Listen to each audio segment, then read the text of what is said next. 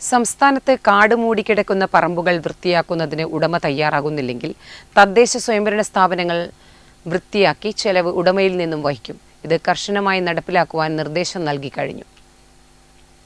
സംസ്ഥാനത്ത് കാട് മൂടിക്കിടക്കുന്ന പറമ്പുകൾ ഉടമ വൃത്തിയാക്കിയില്ലെങ്കിൽ തദ്ദേശ സ്ഥാപനങ്ങൾ വൃത്തിയാക്കി അതിന്റെ ചെലവ് ഉടമയിൽ നിന്നും ഈടാക്കാമെന്ന പഞ്ചായത്ത് രാജ് ചട്ടം കർശനമായി നടപ്പാക്കാൻ സംസ്ഥാന സർക്കാർ തദ്ദേശ സ്ഥാപന സെക്രട്ടറിമാർക്ക് നിർദ്ദേശം നൽകി.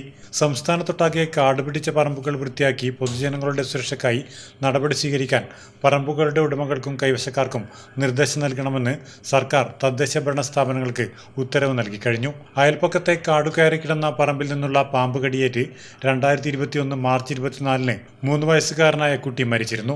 ഈ സംഭവത്തെ തുടർന്ന് കാടുപിടിച്ച പറമ്പുകൾ വൃത്തിയാക്കേണ്ടതുമായി ബന്ധപ്പെട്ട് ഹൈക്കോടതി വിധി പുറപ്പെടുവിച്ചിരുന്നു.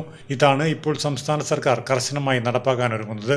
തദ്ദേശ ഭരണ സ്ഥാപനങ്ങൾക്ക് ഇത്തരം കാടുപിടിച്ച സ്ഥലങ്ങൾ വൃത്തിയാക്കുന്നതിന് 1994-ലെ കേരള പഞ്ചായത്ത് രാജ് ആക്ടിൽ സെക്ഷൻ 238, 239, 240 പ്രകാരം ഉടമകൾക്ക് നിർദ്ദേശം നൽകാവുന്നതാണ്.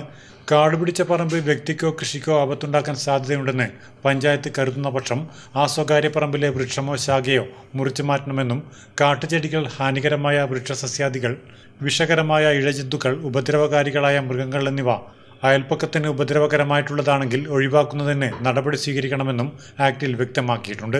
നടപടി സ്വീകരിക്കുന്നതിന് പറമ്പിന്റെ ഉടമയോടോ കൈവശക്കാരോടോ നിർദ്ദേശിക്കണമെന്നാണ് ചട്ടം. അവർ ചെയ്യാത്ത പക്ഷം സെക്രട്ടറിക്ക് നേരിട്ട് വൃത്തിയാക്കാം. ഇതിന് വരുന്ന ചെലവ് ഉടമയിൽ നിന്ന് ഈടാക്കുകയും ചെയ്യും. Network news, Karivellur.